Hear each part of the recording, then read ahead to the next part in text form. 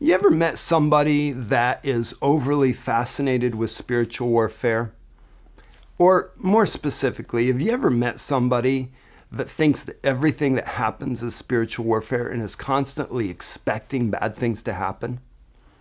I had a friend of mine that was asked to be the head intercessor for a particular ministry, and this ministry was dealing with addictions, and they dealt with a lot of deliverance. And so they'd warned him when they asked him to come in, we just want to give you a warning. If you decide to be the intercessor, we need you as an intercessor, but if you decide to be the intercessor, there's going to be a lot of warfare, because we have a lot of warfare because we're going after those that the enemy thought that he had held down. Our last intercessor just wasn't able to continue because of all the warfare.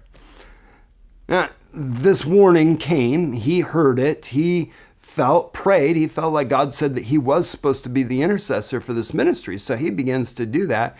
And in a short period of time, he begins to have issues at home, issues with his marriage, and things begin to get difficult. And so he comes to me, John, and he tells me this whole story.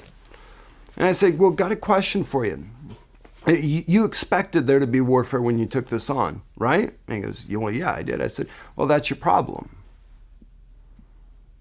You expect there to be warfare, and so there is.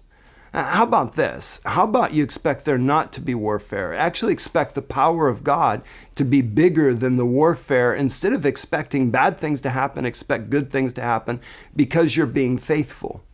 When you change your expectation, things change. And he repented of having given the enemy so much power to think that the enemy would ruin his life because he was being faithful to God. And almost immediately, circumstances began to change. The difficulties that he was having in his marriage subsided.